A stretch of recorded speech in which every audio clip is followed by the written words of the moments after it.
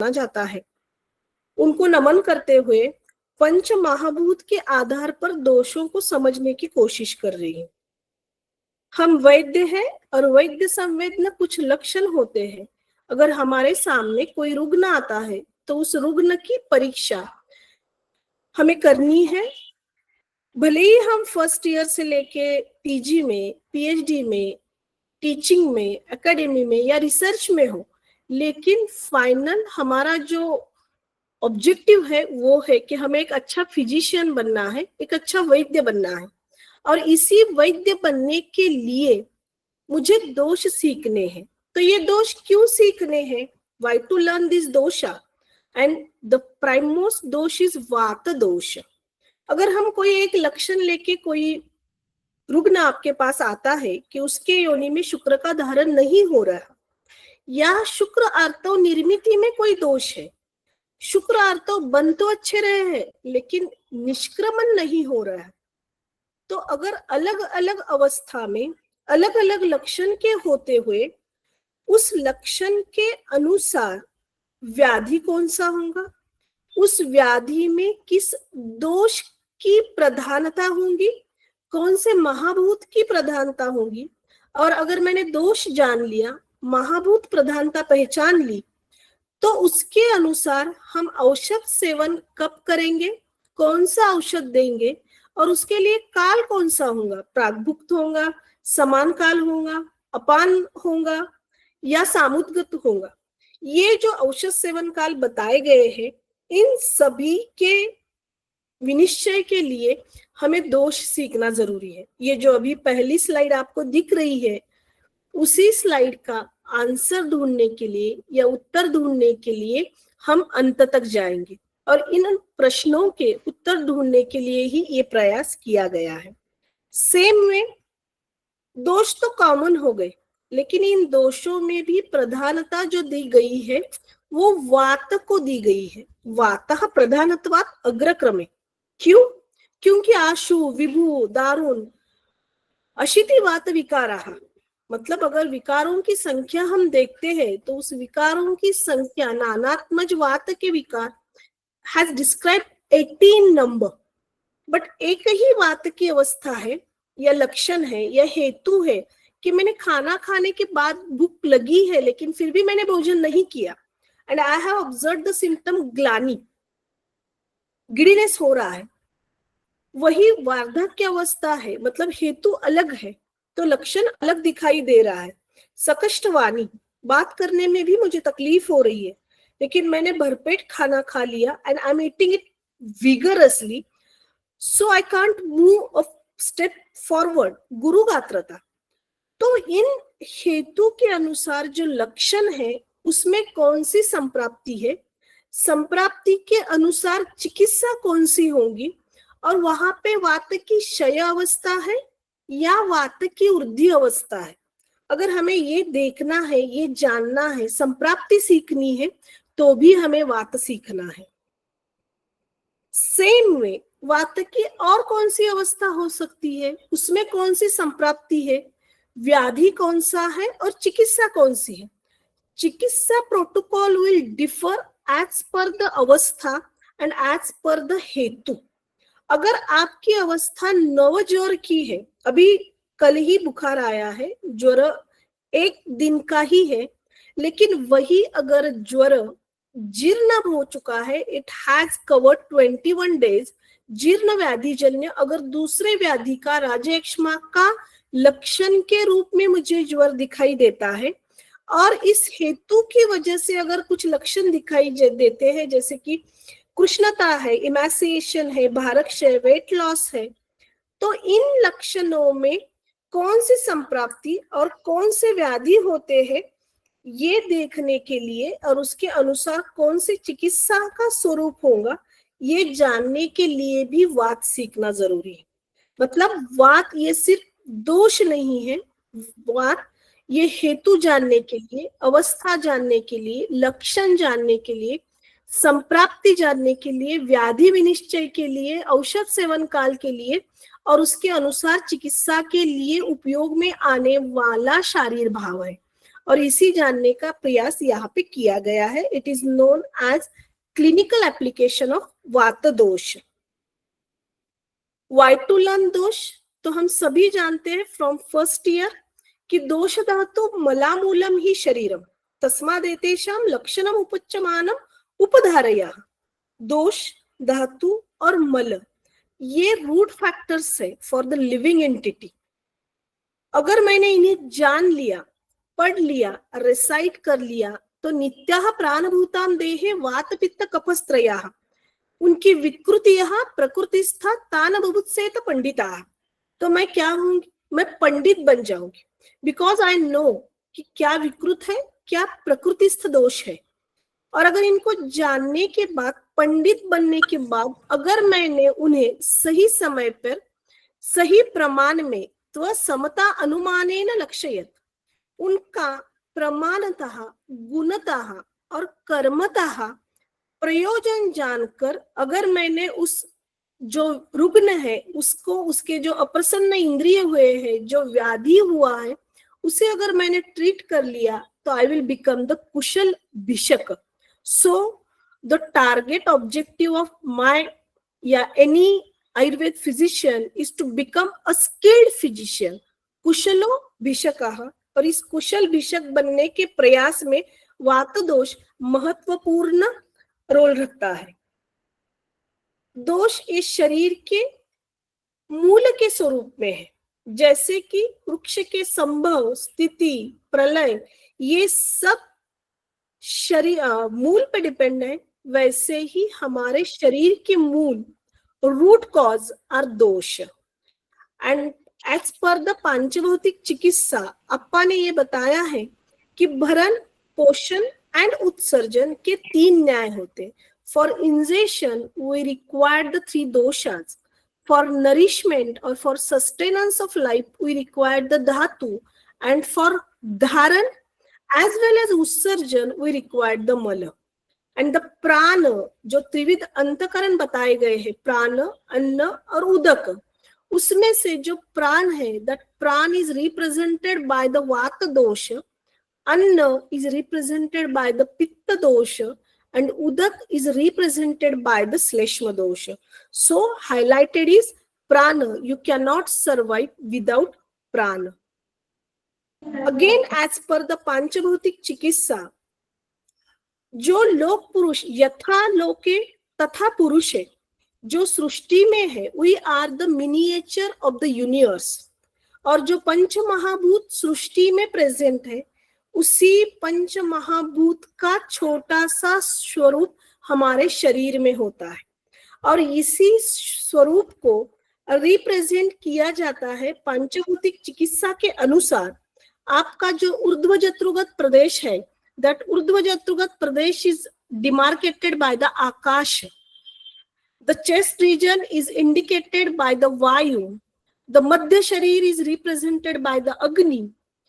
Kati Pradesh is represented by the Jala Mahabhut, and the thighs or the uru and the pada is represented by the Prithvi, which gives you stability. So, उत्पत्ति क्रम में हमेशा आकाशात वायु, वायुस तेजः, तेजः आप, आपः पृथ्वी, अदभ्यो पृथ्वी, पृथ्वीत औषधिभ्यो, औषधिभ्यो अन्नात्, अन्नात् पुरुषाः. इसलिए इस human being is evolved from the अन्न, एंड दैट अन्न is get evolved from the पंच महाभूत. And this is the key of that particular Pancha Mahabhuta theory, and the shapes are represented by each. Akash is a circular, Vayu is in a lunar shape, Agni is a triangle, Jala and the Prithvi. Prithvi is again by the square, it is represented by the square.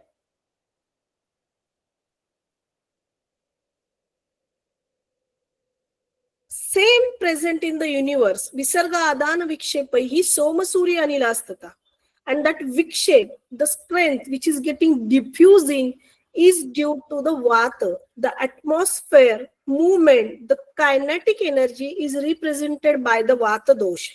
the conversion, the metabolism, the thermal energy is represented by the pitta, and the static energy is represented by the kapha.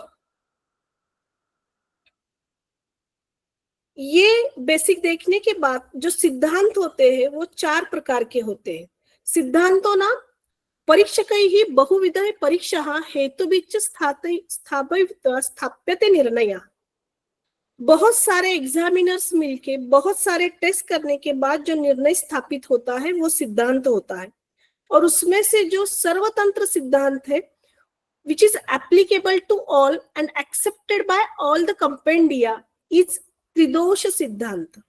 त्रिदोष सिद्धांत में संति निदानानि, संति व्याधयाः, संति सिद्धि उपायाः, मतलब निदान, व्याधि और उसके उपाय, ये तीनों बताए गए हैं. एंड चरक संहिता के अनुसार या आयुर्वेद, ये त्रिसूत्र आयुर्वेद है, हेतु, लिंग और औषध. अगर मैंने अति व्यायाम किया, जागरण किया, संकीर्ण भोजन लिया, तो डेफिनेटली देयर इज वात वृद्धि.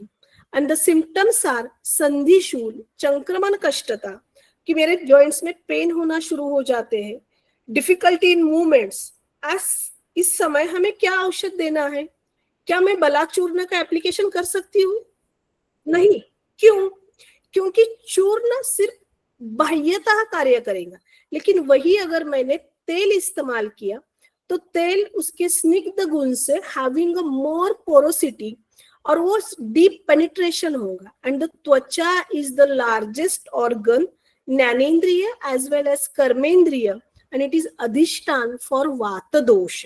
सो जो आपका वात वृद्धि हुई है उस वात वृद्धि के लिए बला तेल स्नेहन ये आपको अच्छा रिजल्ट देगा.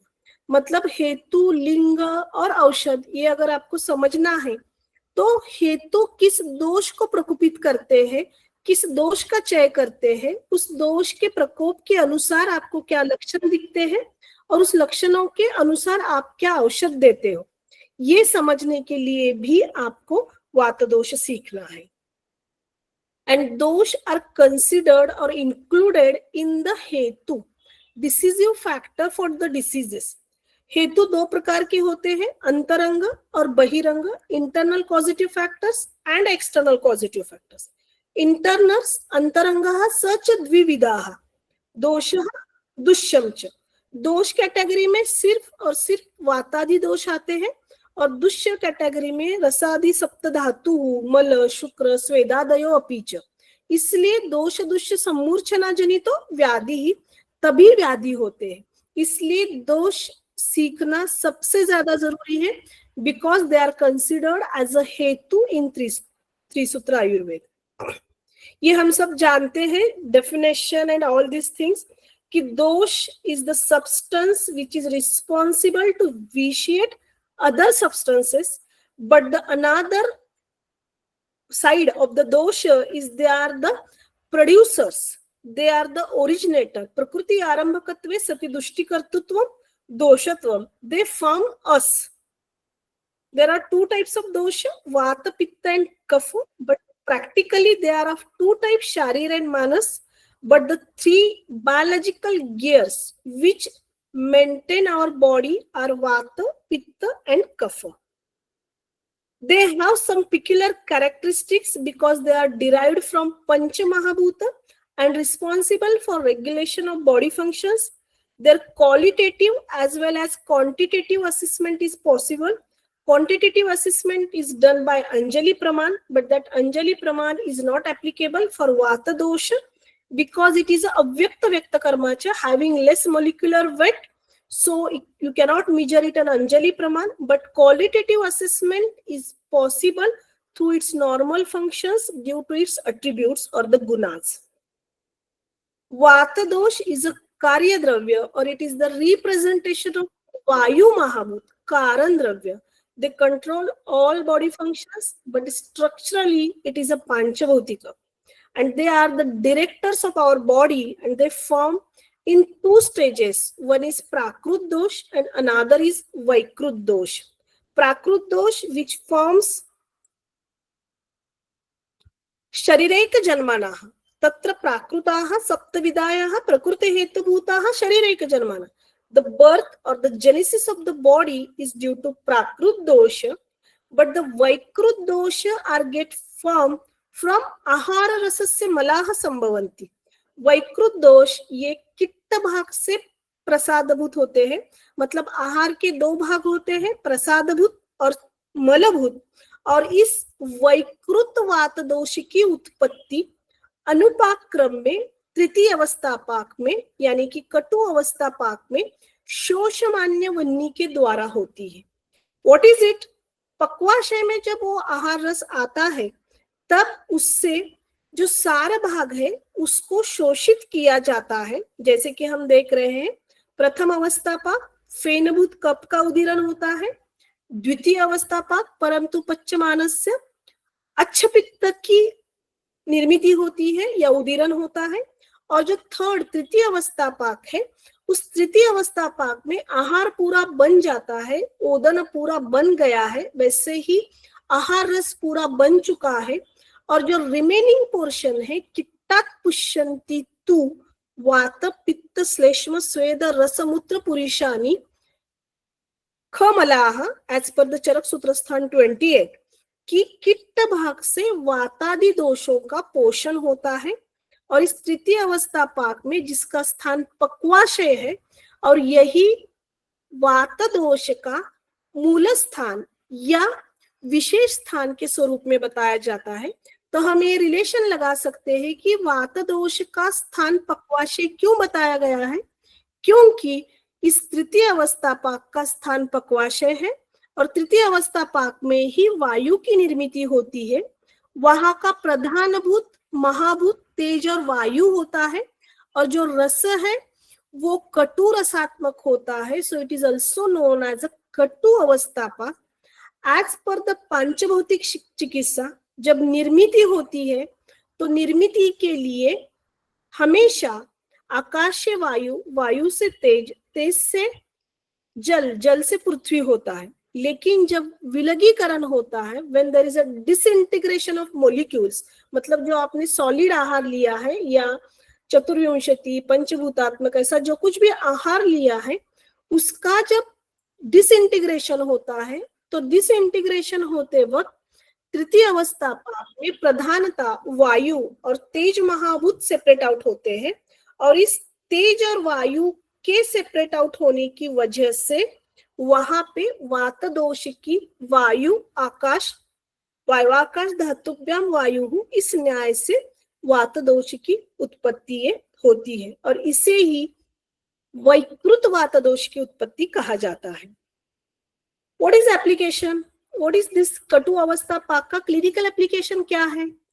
तो वायु की अनुलोम गति होना, मतलब from upward to downward is a normal, but यही वायु अगर प्रतिलोम गति में होता है, मतलब नीचे से ऊपर की दिशा में जाता है, मारुते प्रगुणौ बस्तौ मूत्रम सम्यक प्रवर्तते विकाराः विविधाश्चपि प्रतिलोमा भवन्ति. अगर यही वायु कटु अवस्था पाक में बनने वाला अगर प्रतिलोम हुआ और उसने बस्ती में अगर संश्रय कर लिया, स्थान संश्रय हो गया, तो वो क्या करता है? तो वो वहां के रिलेटेड ऐसे मूत्राघात, प्रमेह, शुक्र दोष, ये सभी व्याधियों को निर्माण करता है. ऐसा सुश्रुत निदान 3 अश्मरी निदान में बताया गया. मतलब अश्मरी का मेन हेतु वायु का प्रतिलोम होना, और कौन से वायु का प्रतिलोम होना? तो तृतीय अवस्था पाक में बनने वाले, कटु अवस्था पाक में बनने वाले वायु का प्रतिलोम होना. और इस अवस्था पाक के अनुसार ही हम औषध सेवन का डिसाइड करते हैं. मतलब जैसे कि अगर हम वात दोष को देख रहे हैं तो वात दोष अगर कटु अवस्था पाक में बनता है तो पक्वाशय से रिलेटेड जो कुछ भी व्याधि होंगे या उस कार्य क्षेत्र में आने वाला जो अपान वायु है, उस अपान वायु के जो व्याधि है, उन व्याधियों में हम भोजनोपरांत 2 या 3.5 घंटे का जो प्रहर है उस भोजनोत्तर काल में हम औषध देंगे. जैसे कि वायु को अनुलोमन करने के लिए अगर मूत्राघात जैसी कंडीशन है, मूत्र का प्रमाण कम हुआ है, तो तब आपको संग्रह करके मूत्र निकालने वाला ऐसा श्वदृष्टादि गुग्गुल देना है, जिससे वायु का अनुलोमन होगा और औषध सेवन काल कौन सा होगा? तो औषध सेवन काल आपने खाना खाने के बाद 2 घंटे से देना है। सेम में हम ये अवस्थापाक प्रथम के लिए मधुर अवस्थापाक है, कफज व्याधि है, तमक श्वास है, तो हम भोजनोत्तर तुरंत औषध सेवन देते हैं। आपको अगर द्वितीय अवस्थापाक में है, आपको अम्ल पित्त जैसा व्याधि है, तो आपको बीच में औषध देना है, मतलब भोजनोत्तर 1 घंटे के बाद देना है। तो ये हम अवस्थापाक के अनुसार वात व्याधियों में औषध सेवन काल का विचार ये कर सकते हैं। ये स्थूल पाक के बाद जो अनुपाक होता है, जैसे कि मैंने अभी बताया, इदम सर्वम पांचभौतिकम, खाना मैंने पंच महाभूत का खाया था, लेकिन विघटन होते वक्त एक एक महाभूत की कमी होती जाती है, और जो अनुपाक जो बनता है वो उसमें सिर्फ आकाश रहता है। आकाश मतलब एम्प्टी स्पेस। आकाश is the representation of a स्रोतस। स्रोतस is nothing but the presentation of आकाश महाभूत, और आकाश इज अ ख, द सिनोनियम इज ख। व्हाट इज सुख? इफ देयर इज नो स्रोतोरोध, कहीं पे भी स्रोतों का अवरोध नहीं है, आपके आहार का अच्छा पाचन हो रहा है, मार्दवता है, आपके शरीर में लाघवता है, सुख की अनुभूति हो रही है, इसका मतलब ये है कि आपके आहार का अच्छा पाचन हुआ है, वायु की अच्छी निर्मित हुई है, और आपका आकाश अच्छा बन रहा है। सो ये अनुपाक क्रम में अगर आपका आकाश अच्छा बनता है, आपका वायु अच्छा बनता है, आपका वात दोष अच्छा बनता है, तो you are a healthy condition. Same way हम लोग पुरुष साम्य का उदाहरण ले सकते हैं कि लकड़ी है विच इज वेरी हेवी, मजबूत होती है, पर पार्थिव होती है। अगर मैंने उसे बर्न किया, तेज उस पर अप्लाई किया, उससे जो कोल बनता है, चारकोल, कोलसा, तो वो जो है वो हल्का होता है, और उससे जो ऐश बनती है वो उससे और हल्की होती है। मतलब सिक्वेंशियली ये अनुपाक होता है। फिर इस चारकोल में कोई एनर्जी नहीं होती क्या? चारकोल में होती है, and that only because it can reuse. Charcoal can be use as a fuel, जैसे लकड़ी can be use as a fuel, same way charcoal can be use as a fuel. मतलब वो वात शोषमान्यस्य वह्निना, मतलब उसमें से पूरा शोषणे रुक्षा, पूरा उसमें से शोषण एब्जॉर्प्शन हो चुका है, आहार रस सारा भाग बन चुका है, बट दैट चित्त also can nourishes the other. So Vaikrut Vata, Vaikrut Pitta and Vaikrut Kapha can also nourishes, and it has some functions, has some qualities जो हम सीखते हैं वातस्तु रुक्ष लघु, या वात मूवमेंट करता है, वायु तंत्र यंत्र धरा, ये सब कौन करता है? तो ये सब वैकृत वात दोष ये काम करता है। इस अवस्थापाक में या इस पूरे प्रोसेस में, अनुपाक क्रम में 3 वात के प्रकार पार्टिसिपेट करते हैं। प्राण अभ्यवरण के लिए, समान जरण के लिए, और अपान धारण और उत्सर्जन के लिए, और तीनों अपने अपनी जगह पर सही होते हैं। मूविंग टुवर्ड्स द वात दोष, वात दोष को प्रधानता दी गई है, अभी उत्पत्ति हो गई, लेकिन उसे ही प्रधान क्रम क्यों दिया गया है? क्योंकि उसमें आशुकारित्व है,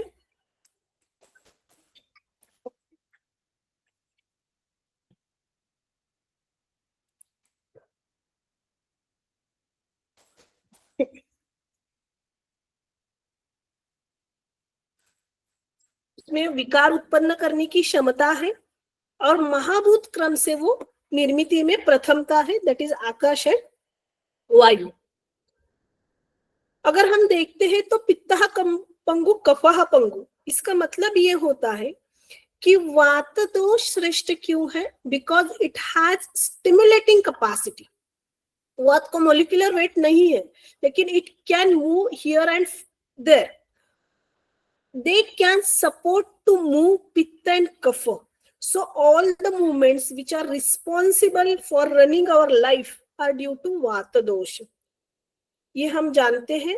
move to make aware yourself, कि मैं कौन हूं, ये जानने के लिए, उत्साह के लिए, गंधन के लिए जो अवेलेबल है वो है वाता दोष। You make your self, is vata dosha and it is through avyakta vyakta karmacha. What is panchabhutikatva vata dosha? We all know vayvakash dhatubhyam vayuhu.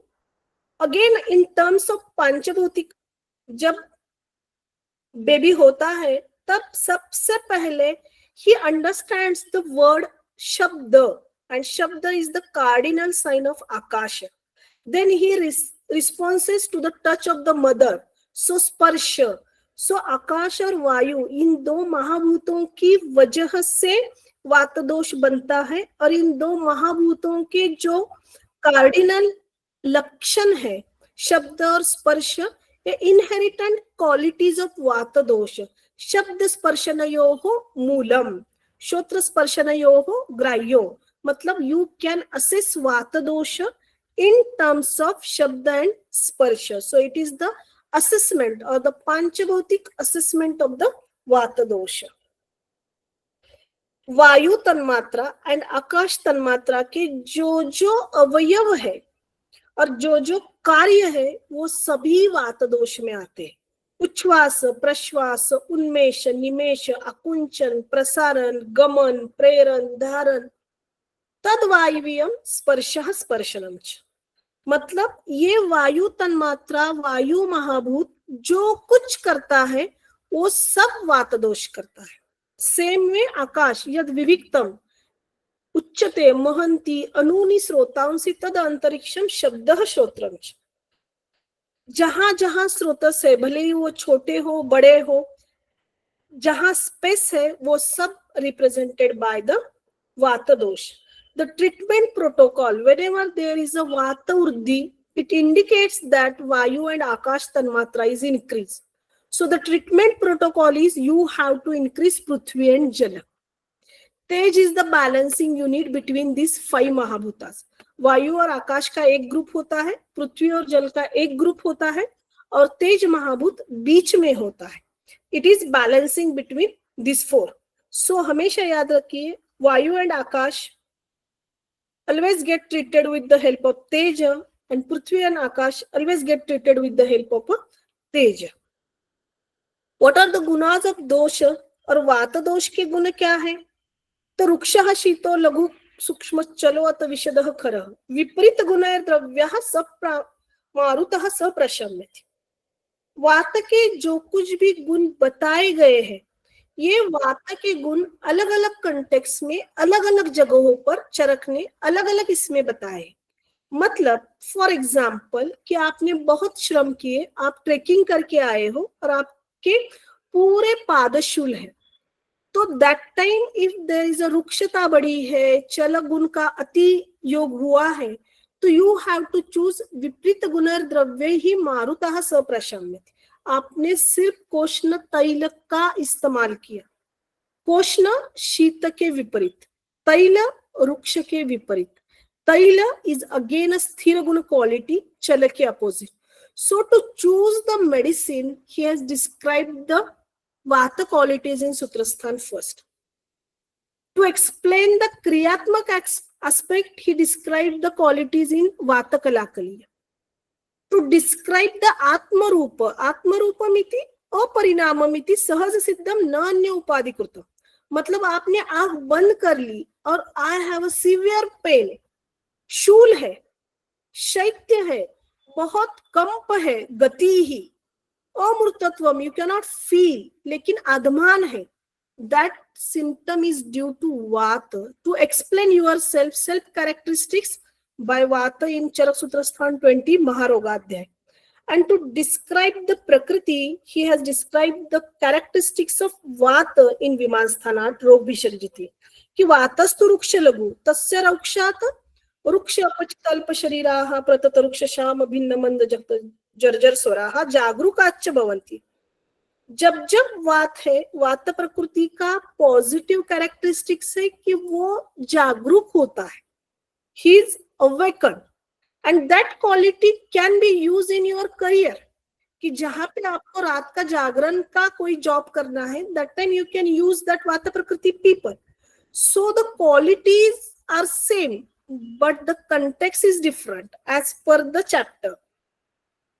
Again he describe the योगवाही इन ज्वर चिकित्सा, कि जिस गुण की वजह से जिसके साथ वो मिलता है, मतलब अगर वो पित्त के साथ जाता है तो वो तेज गुण का है, और अगर वो कफ के साथ जाता है तो वो शीतकृत सोम संश्रय, जैसे वो जाता है वैसे वो योगवाही, ये उसका एडिशनल क्वालिटी है वात की, जो चिकित्सा में बताई जाती है, ज्वर चिकित्सा में।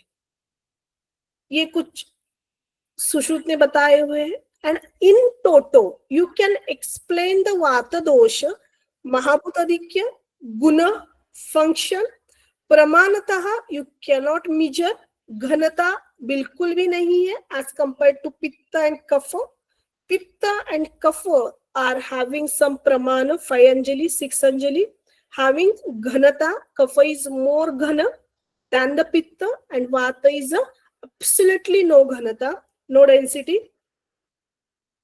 अगर हम एक एक गुण लेते हैं वात का, how will you apply in your चिकित्सा? What is the clinical application of रुक्ष गुण? रुक्ष is a स्पर्श ग्राह्य गुण, शोषणे रुक्षा, having a absorbing capacity. उष्ण वीर्य, रस में उसमें कषाय रस जो है, उस कषाय रस में रुक्षता सबसे ज्यादा होती है, इट इज अ 3+, तिक्त एंड देन कटु। कौन से धातु पे वो काम करता है? मांस और अस्थि, क्योंकि मांस और अस्थि सबसे घन धातु है, मांस और अस्थि। उपधातुओं में वो कंडरा, सीरा, त्वक, स्नायु पे काम करता है। मल में वो पुरुष, नख, केश में करता है।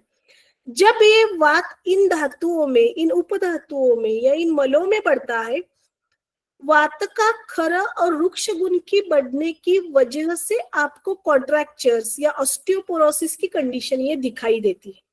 तब आपको क्या करना है? आपको वात के खर और रुक्ष गुण की जो दुष्टि हुई है उसे ट्रीट करने के लिए उसके विपरीत स्निग्ध गुण का अप्लाई करना है।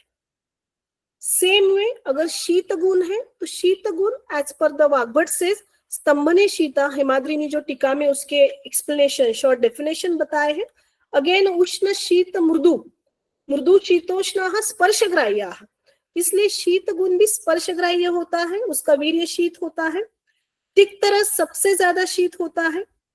और अगर इसके अगर हम डिसीजेस देखते हैं शीत गुण की वजह से होने वाले, तो रस रक्त के रेल रेनॉट डिसीज है, वात का शीत गुण की दृष्टि होती है। If there is sprain you required to be hot fermentation, so sprain है, स्वेदाल्पता है, ऑस्टियोपोरोसिस है। अगर हम शुक्र का कंसिडर करते हैं, शुक्र एज अ लास्ट और द सप्त धातु का सार, तो it's a delayed ejaculation due to vata के शीत गुण की वृद्धि की वजह से डिलेड इजैक्यूलेशन होता है। सो ये सब हमें वात दोष के गुणों को सीखने के बाद समझ में आता है। सेम वे लघु गुण है उसका, विच इज अगेन अ सापेक्ष गाम्य। लघु you cannot major but you can acquire the space, and the rasa is a tikta, and the mainly laghu is present in रक्त।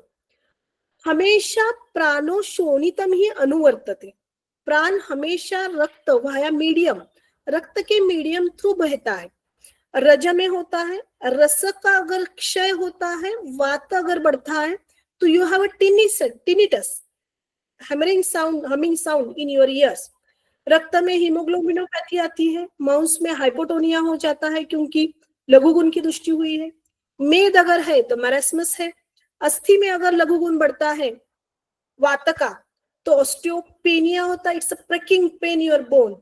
मज्जा अगर है तो इट्स अल्जाइमर डिसीज। अगर शुक्र में वात का लघु गुण की दृष्टि होती है तो it will liquefy the semen. So you can think like that, it is just a guideline कि अगर वात का ये गुण बढ़ा है या यहाँ वात का ये गुण कम हुआ है तो which diseases can occur and how can you treat. तो स्थानवत चिकित्सा करनी है, वात दोष जहां गया है उसके अनुसार उसकी चिकित्सा करनी है। सूक्ष्म, सूक्ष्म इट्स अ चक्षुग्राह्य गुण, सो सूक्ष्म विवरणे सूक्ष्म, कटुरस अधिक है, खमल में होता है सूक्ष्मता। सूक्ष्म इज अ क्लेद की प्रॉपर्टी है, सूक्ष्म के स्वरूप में जो मॉइस्चर निकलता है मल स्वरूप में धात्वाग्नि की प्रक्रिया होते वक्त, दैट इज अ क्लेद। एंड दैट क्लेद संचिति अगर बढ़ती है तो all such diseases occur like lymphoid leukemia, एवियन है अस्थि के लिए, माउस के लिए जेनेटिक मस्कुलर डिसऑर्डर है, अजुस्पर्मिया है, मज्जा में हाइपरमैनिया है, तो रस के लिए ऑटिज्म है। तो ये सब विवरण सूक्ष्म, विवरण नहीं हो पाता है। विवरण उसका जो स्पेसिफिकेशन है, दैट स्पेसिफिकेशन कांट ऑब्जर्व। चल प्रेरणे चला, जो स्टिमुलेशन देता है, जो प्रेरणा देता है, वो चल होता है। चल अगेन स्पर्शग्राह्य गुण है। रस में और कषाय रस में चल गुण ज्यादा है, तिक्त और फिर कटु। धातु कौन से अफेक्ट होंगे? मांस और अस्थि, बिकॉज सब चल जो है वो अस्थि पे डिपेंडेंट है, और अस्थि का आवरण या अस्थि का लेपन मांस धातु की वजह होता है। एंड कंडरा, सीरा, स्नायु आर इनबिल्ट इन अस्थि, सो कॉन्ट्रैक्चर्स, ऑस्टियोपोरोसिस, ये खर, चल, वृक्ष, दे गो हैंड इन हैंड। मतलब अगर आपने वृक्ष को +1 ले लिया तो खर विल बी 2+, दारुण विल बी 3+, कठिन विल अजून, and many more. Next comes the विशद, प्रक्षालने विशदा, क्लीनलीनेस। वात की विशद गुण की वजह से एक्सेसिव शालन होता है, एक्सेसिव क्लीनिंग होती है बॉडी की। मतलब अगर हमने पंचकर्म का अतियोग कर लिया, तो इस पंचकर्म के अतियोग की वजह से जब आपको पिंडिकोदष्ट, क्रैम्प्स आते हैं, ग्लानि होती है, that is due to excessive vishad guna of वात प्रकोप। खर गुण है जो मैंने ऑलरेडी एक्सप्लेन किया है कि शुक्राश्मरी है, शुक्राश्मरी में खर गुण की दृष्टि होती है। अस्थि के लिए तो ऑस्टियोपोरोसिस, और अगर आप देखेंगे तो अस्थि और वात का आश्रयी भाव होने की वजह से जब जब वात के गुण बढ़ते हैं या कम होते हैं, इट विल अफेक्ट द अस्थि प्रीडोमिनेंटली। मतलब पहले अस्थि पे इफेक्ट होता है, अस्थि की वजह से मज्जा में होता है, क्योंकि अस्थि मज्जा अभ्यंतराश्रिता, इसलिए अस्थि पे होता है। अस्थि पे हुआ तो मज्जा पे होता है। अस्थि को बाह्य लेपन मांस का है, इसलिए मांस पे होता है। मांस के अंदर रक्त सीरा होते हैं, इसलिए रक्त का होता है। So pain in hand due to low blood flow. ये सब लक्षण हमें इन गुणों की वजह से दिखाई देते हैं। अगर मुझे इन गुणों की ट्रीटमेंट करनी है तो मुझे उस वात दोष का संचय प्रकोप और प्रशम मालूम होना जरूरी है। संचय, प्रकोप और प्रशम की अगर हम बात करें तो वात का संचय ग्रीष्म में है, वात का प्रकोप ये वर्षा में है। अकॉर्डिंग टू सीजन, विसर्ग काल और आदान काल। विसर्ग काल वर्षा, शरद, हेमंत। आदान काल जब हमारा बल कम होता है, शिशिर, वसंत, ग्रीष्म। निसर्गतः महाभूत का विलयन का काल जो है वो आदान काल है, और महाभूत के उत्पत्ति का काल ही विसर्ग काल है। अगर हम उत्पत्ति देखते हैं तो हमेशा याद रखिए आकाश, वायु, तेज, जल और पृथ्वी। The sequence is like that, आकाश, वायु, तेज, जल, पृथ्वी। और जब विलयन होता है, अगेन यू कैन सी पृथ्वी, आप, तेज, वायु और आकाश। और आकाश और वायु की जब वृद्धि होती है सृष्टि में, तब आपके वात का प्रकोप होता है। और जब क्षय होता है तब उसमें सिर्फ संचितावस्था आई है। अगर आपको उनका विलयन करना है तो ग्रीष्म, वर्षा और फिर है शरद, शरद में करना है। सो क्षय, प्रकोप, प्रशमाः वायोः ग्रीष्मादिशु। अगर हम तीनों को कंपैरेटिव स्टडी करते हैं तो वात ग्रीष्म, वर्षा में उसका प्रकोप है, और प्रशम के लिए शरद आ जाता है, क्योंकि शरद में तेज का उदीरण हुआ रहता है। इसलिए वात के जो शीत, खर गुण बड़े हैं वो थोड़े से कम हो जाते हैं। सो क्षय, प्रकोप एंड प्रशम, ग्रीष्म, वर्षा और शरद। And the same thing can be applied according to season and गुण। उष्णेन युक्ता वृक्षादयः वायुः कुर्वन्ति संचय। उष्ण के साथ जब वृक्ष बढ़ता है तो वायु का संचय होता है। वही अगर शीत आता है, उष्ण को हटा दिया और शीत को ऐड कर लिया, तो वात का प्रकोप होता है। और इसी शीत को हटाकर मैंने उष्ण के साथ वृक्ष को कंपेयर करने के लिए, वृक्ष का शमन करने के लिए स्निग्ध गुण ऐड कर दिया, तो वो मेरी वात का शमन कर दिया। कोई भी वात व्याधि चिकित्सा का फॉर्मूला ले लीजिए, वात व्याधि चिकित्सा का फॉर्मूला यही है, कोष्ण, उष्ण, तिल तेल एज अ स्निग्ध एंड सैंधव सूक्ष्म व्यवायी। उष्ण प्लस स्निग्ध is the ideal treatment protocol for Vata Vyadhi Chikitsa. Next comes the location. As per the location of the Yasthanastha, वात दोष के अगर हम स्थान देखते हैं, जैसे हमने अभी गुण देखे, तो ऐसे सामान्य स्थान, विशेष स्थान, विशेष स्थानों में वात का विशेष स्थान पक्वाशय बताया गया है. क्यों बताया गया है? विशेष स्थान यानी कि मूल स्थानम, प्रभव स्थानम और चिकित्सा स्थान. मूल स्थान क्यों है? क्योंकि वहां पे वात की उत्पत्ति हुई है. चिकित्सा स्थान क्यों है? क्योंकि वात प्रतिलोम वायु की गति कब होती है और कहाँ होती है? पक्वाशय से ही प्रतिलोम गति शुरू होती है और सभी व्याधियों का मूल पक्वाशय है. और चिकित्सा अगर करनी है तो हमें वो पक्वाशय पर ही चिकित्सा करनी है. फिर वो करने की वजह से ये उसके सब एसेसरी ऑर्गन्स है. पाद, अस्थि, कटी, शक्ति, श्रोत्र ये उसका इंद्रिय है, बस्ती ये उसका स्थान है. ये सब के स्थानों में पक्वाशयोः विशेष स्थान, एंड पक्वाशय is considered as a one of the कोष्टांग. और सबसे पहला वो महत्वपूर्ण स्थान है, क्योंकि प्रायः वात विकारा भवन्ति. कहाँ होते हैं वात विकार? जैसे कि मलावष्टंभ लिया या मलावरोध लिया, शुरुआत हमारी आहार किट्ट सार भाग और किट्ट भाग बनने के बाद किट्ट का अगर अतिरिक्त शोषण हो गया तो वहां से मलावष्टंभ होता है. इसलिए वात विकार की उत्पत्ति हुई पक्वाशय में.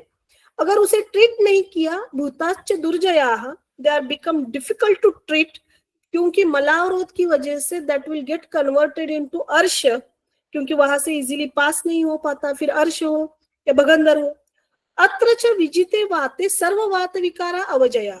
मतलब अगर आपने पक्वाशय पे ट्रीटमेंट दे दी, आपने सिर्फ 60 ml का मात्रा बस्ती दिया, तो उस 60 ml के तैल के मात्रा बस्ती से आपका मलावरोध कम होगा. मलावरोध कम हुआ, you have treated your malavrod, definitely you will going to treat the arsh. So आप जो स्थान लेते हो, जो स्थान बताया गया है, उस स्थान के अनुसार दोष कौन सा है, उसके लिए शोधन कर्म और चिकित्सा प्रोटोकॉल क्या होने की. अगर व्याधि वात व्याधि है, डेफिनेटली उसका ओरिजिन पक्वाशय में है. अगर पक्वाशय में है, इसका मतलब वहां पे दोष कौन सा है? वात. So you will go for the treatment protocol is Basti. Same में प्रकुपित वात है, वो कहाँ पे क्रुद्ध होने वाला है, कहाँ पे प्रकुपित होने वाला है? तत्र पक्वाशय क्रुद्धः, शूल, अनाह, अंत्रकुंजनम एक्सेट्रा. कॉन्स्टिपेशन है, जस्ट 60 ml मात्रा बस्ती, वो क्रुद्ध हुआ वायु आपको पक्वाशय में का शमन होने वाला है. Again second option is that कि वायु has the capacity to move, चल गुण है, इसलिए वो वायु अगर पित्त स्थान में जाता है या पित्त कफ स्थान में जाते हैं, तो सुश्रुत ने एक अच्छा एक्सप्लेनेशन बताया है कि ट्रीटमेंट ऑफ दोष विथ रिस्पेक्ट टू स्थानास, तत्र वायु पित्त स्थान गतस्य पित्तवत प्रतिकारः.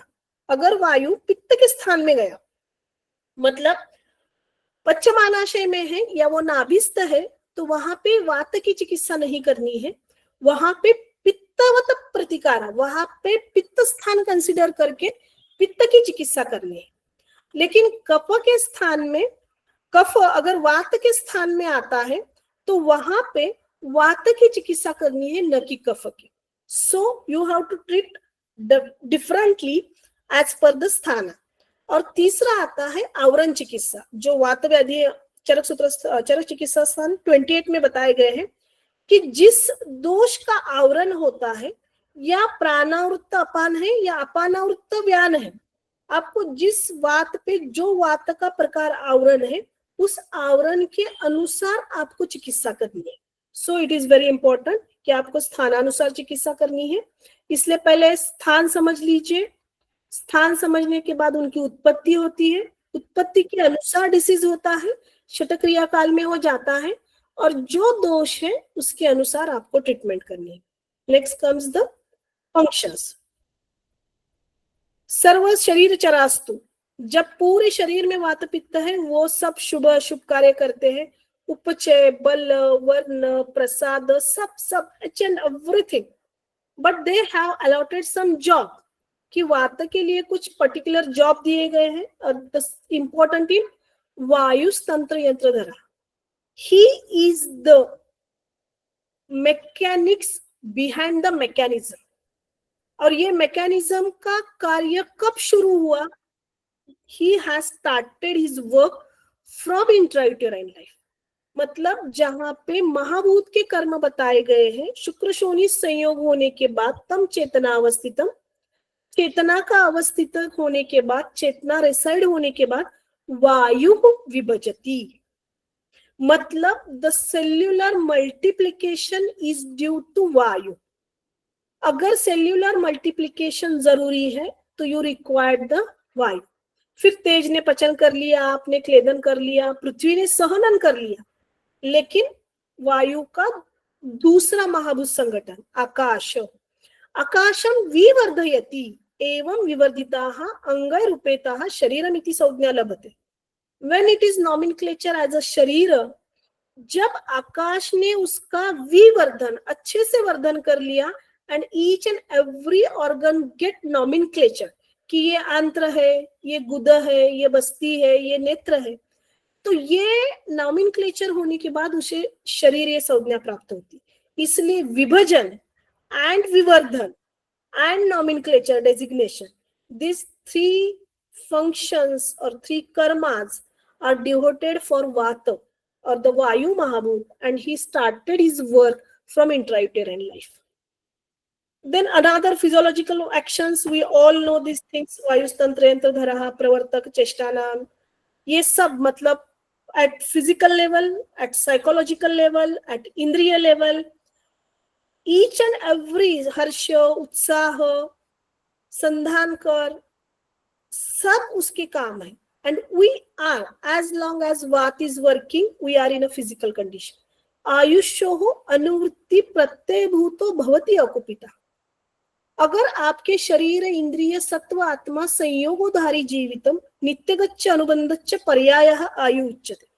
सो अगर आपके आयु को, आपके लाइफ स्पैन को मेंटेन रखना है, the coordination, the bond between this 4 is maintained by or movement is due to वात दोष. उसका काम ही है संयोग विभागे परमाणुनाम कारणम वायु. संयोग और विभाग ये दोनों करना, अति बहु हो, अति सूक्ष्म हो, अति इंद्रिय हो, कोई भी अवयव हो, वहां पे संयोग और विभाग करना ये स्वभाव है वायु का. अष्टांग संग्रह ने यही कार्य बताए हैं. चरक सूत्र स्थान 17 में जो बताए गए हैं, कियंता शीर्षीय में, सर्वा ही चेष्टा वातेन स प्राणः प्राणिनाम स्मृता तेनेव रोगा जायन्ते तेन चैव अपरुध्यते. मतलब ईच एंड एवरी एक्शन, फिर वो सर्कुलेशन हो, रेस्पिरेशन हो, एक्सक्रीशन हो, मूवमेंट हो, काउंसलिंग हो, कंसंट्रेशन हो, every action is due to vata. और अगर इस एक्शन में कुछ बिगाड़ हो गया तो व्याधि निर्मित होती है. वायु कर्म अविकारजम, उत्साह, उच्छ्वास, निश्वास, श्वास, चेष्टा, धातु गति, मतलब रस से रक्त बनना, दैट धातु गति इज ऑल्सो ड्यू टू वायु. एंड समो मोक्षो गतिमता, मतलब मलों का उत्सर्जन होना, जो जिनको मोक्ष प्राप्त हुआ है, ऐसे पुरुष मूत्र, स्वेद, इन मलों का उत्सर्जन करना, गतिमता, ये कार्य भी वात दोष को ही दिए गए हैं. और इसी वायु कर्म अविकारजम के लिए हम एक व्याधि लेते हैं, जैसे कि हमने अर्दित लिया. अर्दित में बेसिकली क्या होता है, अर्दित में आपके एक जो मुख के मूवमेंट है, आपके जो फेशियल है, उसमें क्रियाल्पता आती है. ये क्रियाल्पता क्यों होती है?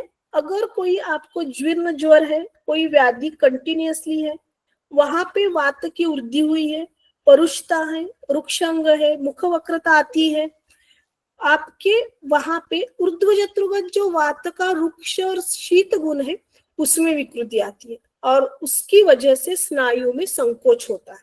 तो आपको क्या करना है, आपको सब स्नेहन, स्वेदन, मुख का कवल गंडूष करना है, नस्य करना है, क्योंकि ऊर्ध्वजत्रुगत प्रदेश ये प्राणवायु का आश्रय स्थान है, ऊर्ध्वजत्रुगतान रोगा नस्य इज द बेस्ट ट्रीटमेंट, नासा ही शीर्षोद्वारम। स्निग्ध गुण का आहार विहार लेना है, मात्रा बस्ती देनी है और लोह कल्प इस्तेमाल करने। लोह कल्प क्यों? क्योंकि बेसिकली अर्धित इज रक्त धातु का व्याधि है, लेकिन उसमें रक्त धातु में वात की वृद्धि होती है, रुक्ष और शीत गुण की, इसलिए आप ताप्यादि लोह, सप्तामृत लोह ये उसमें इस्तेमाल कर सकते हैं। और अर्धित is considered as one of the नानात्मज विकार ऑफ वात दोष। सो आपको वायु कर्म विकारजम और वायु कर्म अविकारजम इस शब्द के अर्थ समझने चाहिए। अगर उसके कर्म हानि हुई, आपको विकार होते हैं, जब तक वो अविकारज है तब तक उसके कर्म प्राकृततः शुरू है। इसके बाद आते हैं types of vata dosha. These are the basis of vata dosha classification. इतना टॉपिक हम लेंगे और फिर रुक जाएंगे। तद दोष भेदाच स्थान, कर्म, अवस्था, हेतु, आकृति, साधन, संयोग, इसके अनुसार दोष क्लासिफिकेशन किए। इसमें भी अगर हम पर्टिकुलरली अगर वात दोष देखते हैं तो स्थान तो यथा अपानो अपानगः या पक्वाशयस्तो अयम वायु, कर्मतः श्वास उच्छ्वास एक ही घर में रहने वाले हैं, लेकिन उदान और प्राण दोनों एक ही घर में लेते हैं, लेकिन एक श्वास करता है एक उच्छ्वास करता है। अवस्था तो चित्तो अयम प्रकोपितो, मतलब अगर आप चिंतन ज्यादा करते हैं, आपका निद्रा आती नहीं है, तो आपका प्राण वही दुष्ट होता है। हेतुतः आपने मिथ्या योग किया है, अति योग किया है। आकृतितः संस्र है, वहां पे प्रोलैप्स है, या व्यास डायमीटर वेस्कुलर डायलेशन हुआ है, तो उसके अनुसार व्याधि बदल जाता है। साधन तो मतलब आपने स्निग्ध ट्रीटमेंट दी या उसे उष्ण से ट्रीटमेंट से अच्छा लगा।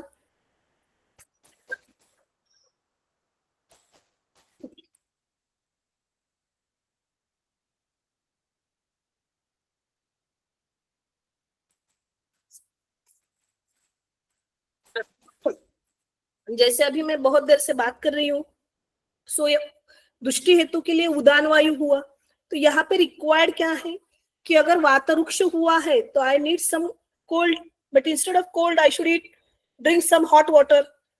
सो आप जिस प्रकार से ट्रीट करते हो, फिर संयोग उसका पित्त के साथ संयोग हुआ है या उसका श्लेष्म के साथ संयोग हुआ है, उसके बेसिस पर वात दोष का क्लासिफिकेशन ये किया जाता है। Basically it is one, actually वायु इज वन, शरीर अंत संचारी वायु प्राण सच एको उपाधि भेदात प्राण अपान आदि संज्ञाम लभते। मतलब वो एक ही है, लेकिन अगर वो मैं एक ही हूं, लेकिन अभी के लिए मैं आपके लिए गेस्ट स्पीकर हूं। In my home I am mother, I am a wife, I am a sister, I am a daughter. So वो एक ही है, लेकिन जिस जगह पर जिस पोजीशन पर वो जाता है, उस पोजीशन के अनुसार उसको नाम प्राप्त होता है या उपाधि प्राप्त होती है। ये आपको पता है। स्थान और उनके कर्म, सिर्फ वात दोष is highlighted, it has its own अवस्थिति स्थान एंड इट्स संचार स्थान। अवस्थिति स्थान फॉर एग्जाम्पल प्राण मूर्धा में रहता है, शिर में रहता है, लेकिन कंठ, जिह्वा, आस्य, नासिका यहाँ पर वो घूमता रहता है। इट इज इट्स पेरिफेरी, कि इस पेरिफेरी में वो मुंह होता है, अष्टिवन, शौतु, उद्गार, ये सारे काम वो करता है। मतलब उसके पेरिफेरी में जितने रीजन आते हैं वो सब रीजन में वो काम करता है। अगेन एज पर द पांचभौतिक चिकित्सा, वात पंच प्रकार जो किए गए हैं वो विभजन किस लिए किया गया है, तो अतः परह पंचदा विभजन्ते इति प्रकटीक्रियन्ते, मतलब उसके प्रकटीकरण के लिए, उसके क्रियात्मक एस्पेक्ट को समझने के लिए वात के प्रकार किए गए। मतलब प्राणान संज्ञाम लभते प्राणः, उदानस्तम ऊर्ध्वम उपेति पवनः, मतलब जो ऊर्ध्व प्रदेश में सबसे अच्छा है, जो बल देता है वो उदान है। समान समम नियते अनेनैति समानः, जो समत्व लाता है, किसमें समत्व लाता है, आहार रस और किट्ट में या आपके शरीर और मन में, दैट इज समान। व्यानो, व्यान मतलब जो विक्षेपण करता है वो व्यान है। अपान इति अपाना, मतलब जो अधो मार्ग से नीचे आता है, मुंचन करता है, वो अपान होता है। मतलब उनका क्रियात्मक एस्पेक्ट्स एक्सप्लेन करने के लिए उनके प्रकार ये किए गए हैं। एज पर पांचभौतिक चिकित्सा वात दोष का प्रधान महाभूत वायु है और आकाश है, लेकिन चिकित्सा के लिए प्राण वायु में महाभूत अधिक के अनुसार प्राण में आप होता है, उदान में तेज होता है, इसीलिए उदानम बल उच्चते। उदान में बल होता है। आपकी जो वाणी निकलती है परापश्यंती मध्यमा वैखरी, वो नाभि से होकर निकलती है, और वो नाभि इज द मूल स्थान ऑफ पित्त या सूर्यमंडल। व्यानो हृदय स्थिता, सो व्यान और हृदय, हृदय इज द सोर्स ऑफ आकाश, वहां पे साधक पित्त का अवकाश होता है, इसलिए व्यान में वात के साथ आकाश होता है। इफ दैट आकाश गेट ग्रज्ड, रोध हुआ, अगर आपके मन में कुछ कुछ ख्याल आए, ही इज नॉट गुड, या मुझे अच्छा नहीं लग रहा है, that all psychological disorder started from हृदय, और आकाश वहां पे रोध होता है। Chikitsa protocol is you treat the व्यान वायु अलॉन्ग विद द साधक पित्त। समान वायु में वायु है, अग्नि समीपस्था कोष्ठ चरति सर्वता, चरण है उसमें, सबसे ज्यादा चल है, वहां पे अन्न का ग्रहण, गृह्णाति, पचति, विवेचयति, मुंचति। सो वायु के सर्कुलेशन इग्निशन पॉइंट इज समान, एंड पृथ्वी अपान, क्योंकि एज पर पंच महाभूत चिकित्सा पाद या अपान के क्षेत्र में पृथ्वी सबसे ज्यादा होती है, एंड अपान कैन बी आइसोलेटेड और identified with its smell, and पृथ्वी गंधवती पृथ्वी, मतलब पृथ्वी में गंध गुण प्रीडोमिनेंटली होता है, और उस गंध की वजह से ही अपान पहचाना जाता है। और वहां पे शुक्र, आर्त, मूत्र, सबको एक गंध होता है जिसका वो निष्क्रमण करता है। अगर गंध बिगड़ गया तो समझ लीजिए आपका अपान बिगड़ा हुआ है। सो दिस 5 doshas, दोष प्रकारास of vata can be again predominantly explained with its महाभूतास। और इन 5 महाभूतों के, पंच महाभूतों के अनुसार इस पंच वायु के कुछ कार्यकारी क्षेत्र होते हैं, ऐसे अप्पा ने बताया है। प्राण में जल महाभूत, जैसे कि अभी मैंने बताया, कार्य क्षेत्र उसका फुफ्फुस है। अगर आपको फुफ्फुस से शोणित फेन प्रभव फुफ्फुसा, तो शोणित पे जब काम करना है तब प्राण का विचार कीजिए, नाभि पे काम करना है आप उदान का विचार कीजिए, हृदय पे काम करना है व्यान का विचार कीजिए, ग्रहणी पे चिकित्सा करनी है समान का विचार कीजिए, पक्वाशय पे कार्य करना है तो अपान का विचार कीजिए।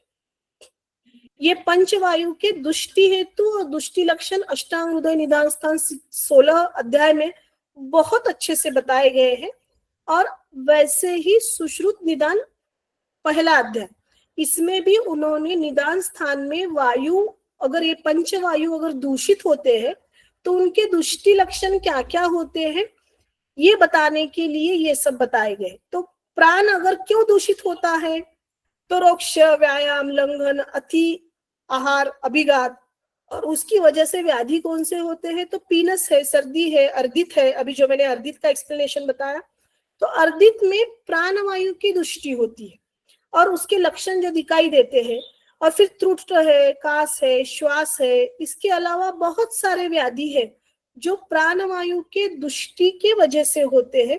तब आपको प्राणवायु की ट्रीटमेंट करनी। और ये जो एरो बताए गए हैं ये उनकी डायरेक्शन है नॉर्मल।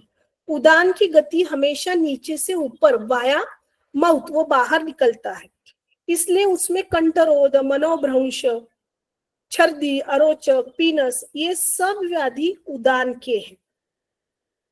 व्यान, व्यान की डायरेक्शन सभी जगह है। He can move 360 degree, he can rotate in all over the body in 360 degree angle. इसलिए उसके जो व्याधि है दैट इज अ सर्वांग रोग, and the ideal example is a ज्वर। ज्वर इसका सबसे आइडियल एग्जाम्पल है व्यानवायु का। फिर कुष्ठ है, विसर्प है, ये सब व्याधि व्यानवायु की दुष्टि की वजह से होते हैं। समानो अग्नि समीपस्थता, it is a circular in motion.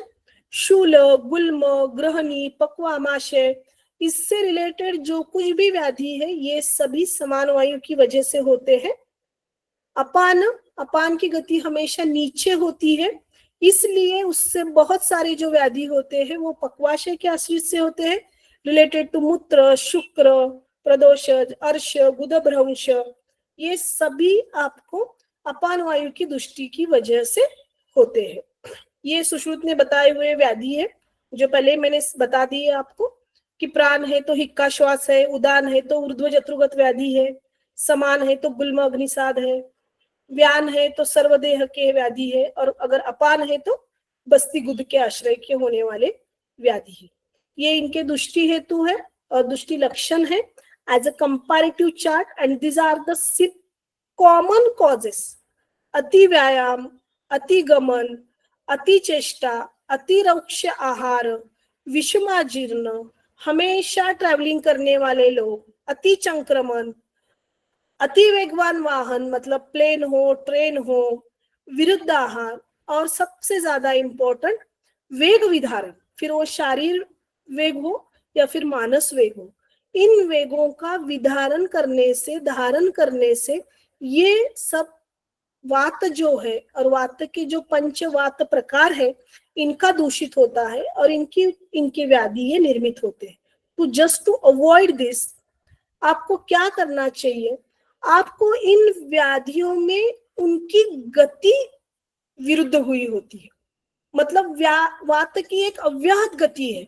when सर्वा ही चेष्टा वाते न, यह वात की एक प्राकृत गति बताई गई है, दैट इज अव्याहत गति, ही इज कंटिन्यूअसली मूविंग। प्राण कैसे मूव है? इनवर्ड। विकृत गति होने के बाद क्या हुआ कि हिक्का, आपको हिक्का पा रहा है, मतलब बाहर की डायरेक्शन में वो प्राण निकल रहा है। You need to give continue treatment, मुहुर मुहुर पोट्टली चाटन, मुहुर मुहुर थोड़े थोड़े समय में आपको वो चाटन देना है। उदान की गति हार्ट टू अपवर्ड डायरेक्शन, लेकिन वो बोल नहीं पा रहा है क्योंकि शब्दोत्पत्ति नाभि से हो रही है, तो मिनमिन गदगद वा कल्पता है। यू नीड नाभि पूरन, क्योंकि उत्पत्ति वहां से हुई है, इसलिए आपको नाभि पूरन करना है। व्यान सेंटर टू पेरिफेरी, फ्रॉम हृदय टू ऑल। अगर वो सर्कुलेशन नहीं हो रहा है, रस रक्त संवहन नहीं हो रहा है, it is a peripheral cyanosis. So you need the दीर्घ श्वसन और प्राणायाम लाइक ट्रीटमेंट। हाँ, बाकी मॉडर्न मेडिसिन क्या लेना है, क्या देना है, वो अलग थिंग है, लेकिन a treatment protocol is a दीर्घ श्वसन। समान में पेरिफेरी टू सेंटर, मतलब सब पूरा जमा करके आहार हम कोष्ठ में लेके आते हैं। सो अगर वो प्रॉपर नहीं विभाजन हो पाया तो it get accumulated and it pedal oedema. और समान पे सबसे अच्छा काम कौन करता है? गृहिणी जो चिकित्सा है, दैट इज अ परपटी कल्प। परपटी कल्प हम वहां पे इस्तेमाल करते हैं। अपान सेंटर टू ग्रेविटी, ऊपर से नीचे जाता है, लेकिन वही उसकी गति अगर विरुद्ध हो गई तो उदावर्त हो जाता है। तो उदावर्त में आपको क्या करना है? सिर्फ अनुलोमन बस्ती देना है। अगर आपने अनुलोमन बस्ती दे दी, आपका अपान अनुलोम हो गया, आपकी जो ट्रीटमेंट है, आपका जो उदावर्त है, आपको जो हिक्कप हो रहे या ढकार आ रहे, वो कम हो जाएगा। So you should follow the गति ऑफ दैट पर्टिकुलर वात दोष प्रकार, and the diseases occur due to that vitiation of gati. You can plan your chikitsa protocol. इसीलिए दिशा को बहुत सारा महत्व दिया गया है, and disha is considered as one of the karana dravya, मतलब महाभूतानी, पंच महाभूतानी मनः कालो दिशच्च द्रव्य संग्रह, मतलब ये दिशा, काल, आत्मा और मन, इनका एक ग्रुप होता है, उसमें दिशा को भी कारण द्रव्य कहा गया है, और इस दिशा के अनुसार ही चरक ने ट्रीटमेंट प्रोटोकॉल बताए। उदानम योजयेत ऊर्ध्वम, अपानम च अनुलोमयेत, समानम शमेत च, त्रिधा व्यानम तो योजयेत। मतलब उदान के लिए ऊर्ध्व चिकित्सा करो, अपान के लिए अनुलोमन करो, समान के लिए शमन चिकित्सा करो, लेकिन व्यान के लिए जो आपको सही लगे वो तीनों प्रकार की चिकित्सा करो। लेकिन प्राण के लिए वेरी केयरफुल, प्राणो रक्षयेत चतुर्भ्यो अपि स्थाने ही स्थितिर ध्रुवा। मतलब प्राण का पहला इंपॉर्टेंट एस्पेक्ट ये है कि आपको प्राण का रक्षण करना है। You have to secure your life. स्वस्थानम गमेद एवं वृत्तान एतान विमार्गगा, जो विमार्गगम होए दोष है उन्हें अपने स्वस्थान में लेके आना है, और इसके लिए दिशा का बहुत महत्वपूर्ण स्थान ये बताया गया है। इसके बाद के जो टॉपिक है ये दोष, क्षय और वृद्धि है, लेकिन मुझे ऐसे लगता है कि हमें यहाँ रुकना चाहिए, क्योंकि दोष, क्षय और वृद्धि ये बहुत बड़ा टॉपिक है, and it will require one more another lecture. So shall I conclude, ma'am? Yes, ma'am. Please conclude. या सो दिस दोष गति वृद्धिक्षय जो है, ये हम कभी और सेशन मिला तो उसमें ले लेंगे। अभी के लिए हम आज जो देखा है, मतलब वात दोष, स्थान, गुण, कर्म और उसके प्रकार जो बताए गए हैं, वो प्रकार इतने में हम कंक्लूड कर लेते हैं। ऊर्ध्वक्षय का जो टॉपिक है, वात वृद्धि एंड वातक्षय एंड द असेसमेंट ऑफ वात वृद्धिक्षय, ये हम कभी और कभी लेक्चर हो तो तब ले सकते हैं। ये जो हमारे 5 वात प्रकार बताए गए हैं, इसके अनुसार ही ग्रंथकार ने 7 काल बताए हैं। मतलब अपान, समान, व्यान, उदान काल, प्राण, ये जो है, ये चरक हो, वाग्भट हो, शारंगधर हो, ये जो कुछ 7 काल, औषध 7 काल बताए गए हैं, वो सभी 7 काल और जो पांचभौतिक चिकित्सा, the highlighted point of my lecture, कि उन्होंने भी, अप्पा जी ने ये इसमें बताए गए हैं। वात विकार बहुत सारे हैं, अशीति वात विकार, ये हम सब जानते हैं। इतने सारे वात विकार बताए गए हैं, उसमें से वन ऑफ देम इज गृध्रसी। अगर हम वो कंडीशन लेते हैं तो उस कंडीशन की ट्रीटमेंट के लिए भी आपको वात दोष, स्थान, गुण, प्रकार और चिकित्सा, ये प्रोटोकॉल हम उसके लिए डिजाइन कर सकते हैं। साम निराम दोष के लिए भी वो जरूरी है। पांचभौतिक परीक्षण करने के लिए आप वात दोष का पांचभौतिक परीक्षण कर सकते हैं क्या? Definitely you can assess the vata दोष ऑन द पैरामीटर्स ऑफ पांचभौतिक। भले ही वो अव्यक्त व्यक्त कर्मा है, उसे रस नहीं है, लेकिन कटु रस इज आइडेंटिकल। स्पर्श शीत है, गति तिर्यक है, अव्याहत गति है, गुण उसके बताए गए हैं। मानस गुण में वो रजगुण बहुल है, इसलिए जब जब रजोगुण बढ़ता है तब तब मानस व्याधि होते हैं। वही अगर हम साम दोष पांचभौतिकत्व देखते हैं तो साम वायु आंत्र पूजन देता है। साम वायु स्पर्श में स्निग्ध त्वक शीतता देता है। रूप तो हम बता नहीं सकते क्योंकि अव्यक्त है। रस में उसके कटु रस की अभिलाषा होती है उसको, क्योंकि उसकी निर्मित कटु रस से हुई है, इसलिए कटु रस की अभिलाषा होती है और उसमें दुर्गंध आना शुरू हो जाता है। वही अगर हम निराम वायु देखते हैं तो निराम वायु में वो निर्विबंध होता है, वेदना नहीं होती, और प्राकृत वायु में सर्वाही चेष्टा वातेन होते। साम वायु स्निग्ध गुण से वृद्धि करता है, निराम वायु स्निग्ध गुण से शांति होती है, और प्राकृत वायु में विपरीत गुण से प्रशमन होता है। साम वायु में आपकी त्वचा स्निग्ध होती है, निराम वायु में रुक्ष होती है, प्राकृत वायु में रुक्ष और शीत होती है। साम वायु में कटु रुक्ष की अभिलाषा होती है, निराम में स्निग्ध अपोजिट विपरीत गुणेच्छा होती है, प्राकृत वायु का शमन मधुर अम्ल लवण से होता है। साम वायु का स्थान अवरोधी स्रोतस है और प्राकृत वायु पक्वाशय कटिशक्ति श्रोत्र स्पर्शन इंद्रियम स्थान से वाताला। साम वायु में गौरवता होती है, प्राकृत वायु में लाघवता होती है। साम वायु का ट्रीटमेंट प्रोटोकॉल लंघन, पाचन और शोधन होता है। निराम वायु के लिए लंघन जरूरी है। अगर आपका अव्याहत प्राकृत है तो उसमें चिकित्सा करने की जरूरत नहीं होती। वायु और मर्म का भी संबंध है। वायु एक ऐसा ही दोष है जिसमें विषल्लग्न प्राणहर, जो हमारे भ्रू मध्य में होता है, वहां पे प्राणहर विषल्लग्न मर्म होता है, और जो रुजाकर होते हैं उसमें वायु का अधिकता होती है, इसलिए रुजा बहुत ज्यादा होती है। वात की चिकित्सा हमेशा याद रखिए, ट्रीट लाइक अ फ्रेंड। वातः स्नेहेन मित्रवत, बिल्कुल उसे दोस्त की तरह ट्रीट कीजिए और स्नेह से कीजिए। वात और स्नेह दोस्ती हो सकती है।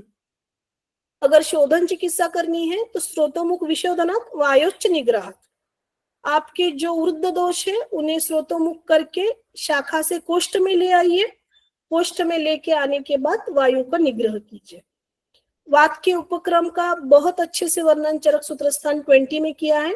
मधुर, अम्ल, लवण, स्निग्ध, उष्ण, इसका उपक्रम करना है, स्नेहन करना है, स्वेदन करना है, अनुवासन देना है, भोजन के उपरांत अभ्यंग उत्सादन करना है, आप परिषेक ले सकते हो। तो ये सब वात के उपक्रम है, स्नेह स्वेदो, लेकिन मृदुनी, स्निग्ध उष्ण मधुर आम्ल लवणानी, बस्ती देनी है, मांसरस है, तैल है, सुखशीलता, सुखाशील आयुष आप ये करो। ये सब करने के बाद जो पहले स्लाइड दिखाए गए थे, क्या उनके आंसर आपको मिले हैं? आई होप कि मैंने जो कुछ आपको बताया वो आपको समझ में आया होगा। पहले से आप सभी ज्ञानी लोग हैं। अगर ये संभाषा परिषद है तो मैं इसमें बहुत छोटी हूँ। आप सभी बैठे हुए सभी यहाँ जो उपस्थित अध्यापक हैं, कुछ गुरुवर्य हैं, उन सब ने ये सब देखा है। तो अगर भुक्त्वापि भोजनम है, ग्लानीय लक्षण है, तो definitely there is a teja vriddhi. Chikitsa is simple, you have to eat. भूख लगी है, खाना खा लो। वार्धक्य जन्य है, वात वृद्धि है, प्रातः खान पान से कफवात को बल की प्राप्ति होने वाली।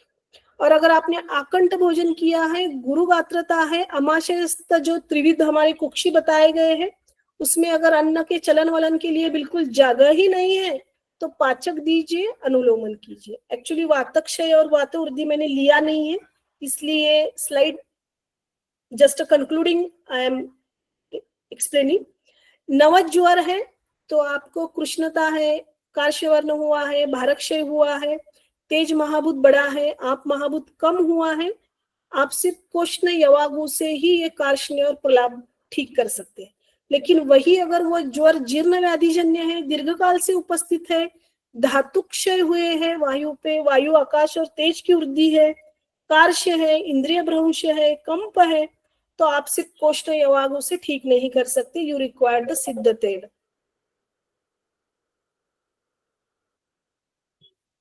और जो पहले मैंने पूछा था, सबसे पहली वाली, अगर शुक्र का धारण नहीं हो रहा है, इसका मतलब वहां पे दोष व्यान वायु की विकृति है, वायु और आकाश की विकृति है। औषध सेवन कब देना है? अगर व्यान वायु दूषित है, व्यान काल में देना है, मध्याह्न भोजन के पश्चात।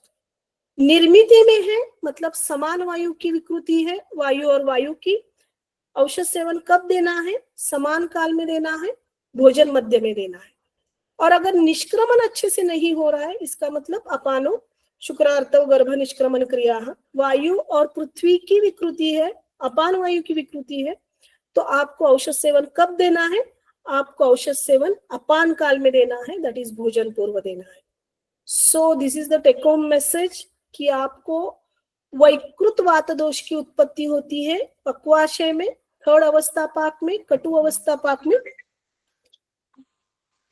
और उसके स्थान जो है उद्भव स्थान, मूल स्थान, चिकित्सा स्थान, इस पक्वाशय, पांचभौतिकत्व, वायु और आकाश, कंट्रोल बाय प्राणवात, और वैकृत वात दोष में ही क्षय वृद्धि होती है, प्राकृत वात दोष में क्षय वृद्धि नहीं होती। वैकृत वात दोष का एग्जामिनेशन हम कर सकते हैं, फिर पांचभौतिक है, साम निराम है, स्थानस्थ दोष और वात दोष और उसकी अव्याहत गति, ये सबसे ज्यादा जरूरी है। मतलब वात कीवर्ड इज अव्याहत गति। अगर अव्याहत गति नहीं है, दैट अव्याहत गति is hampered, all is hampered. These all are the references which I have collected from National Institute of Medical Heritage, online संहिता, NIMH हैदराबाद। चरक हो, सुश्रुत हो, वाग्भट हो, उसके साथ साथ निदान है। देखो मैसेज, समदोषाः समाग्निश्च समधातु मलक्रिया, प्रसन्न आत्मेन्द्रिय मनः स्वस्थ इति अभिधीयते। जब तक आपके दोष समावस्था में है तब तक आप स्वस्थ हो। So to live a peaceful life, follow your Tridosha daily rhythm. Thank you.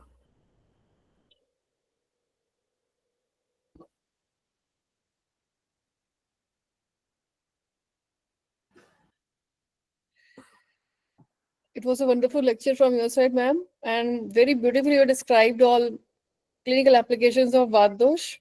And I wish all the audience have greatly received a lot from aspects of Dr. Taranum Patel, madam, from Maharashtra. So if there are any questions from the side of audience would like to ask or clear their doubts from today's very well lecture, so they are invited to ask their questions now. राशि ma'am, हाँ sir. इसमें 2 लोग थे जो hand raise कर रहे थे।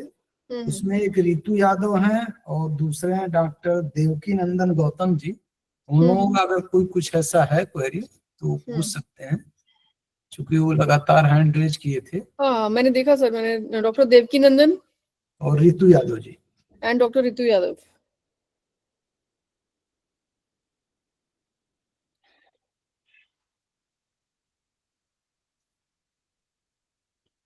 Doctor Devaki Nandan and doctor Ritu Yadav, अगर कोई क्वेरी है तो प्लीज पूछिए, या ऑडियंस में से किसी और को भी कुछ पूछना है वो भी पूछ सकते हैं।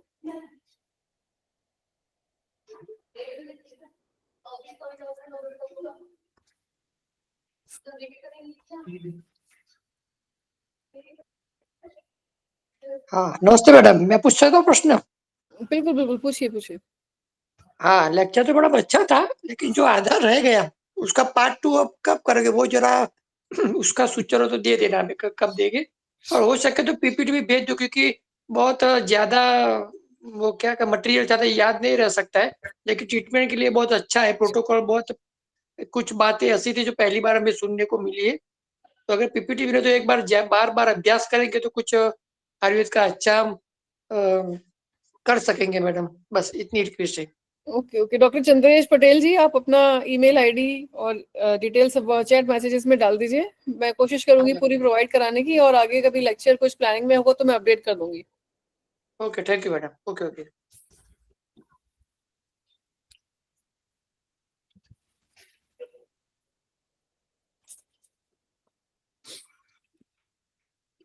Doctor Mahendra Prasad sir, I think और कोई क्वेश्चंस है नहीं यहाँ पर किसी ऑडियंस के साइड से जी। हाँ, मैं चाहूंगी कि आप वोट ऑफ थैंक्स के लिए आ जाइए please for our today's expert speaker. Thank you Rashi ma'am. इस विश्व आयुर्वेद परिषद के जो क्रिया शरीर प्रकोष्ठ है उसकी कोऑर्डिनेटर, धन्यवाद। सबसे पहले तो तरन्नुम मैम को मैं धन्यवाद दूंगा कि इतने शार्ट नोटिस पे इन्होंने इतने अच्छे जिसे कहते हैं अर्ध सत्य, अभी तक तो अर्ध सत्य है, इन्होंने अपनी पूरी बात नहीं कह पाई, जितना कहा वो बहुत लाजवाब था। अभी किसी का कमेंट भी आया कि कुछ हम लोग इंफॉर्मेशन नहीं जानते थे, तो ठीक है, थैंक यू मैम। अभी आपको फिर चांस दिया जाएगा, आगे भी इसका बहुत पार्ट बाकी है। धन्यवाद मैम, आपने बहुत अच्छा इलोबरेशन दिया।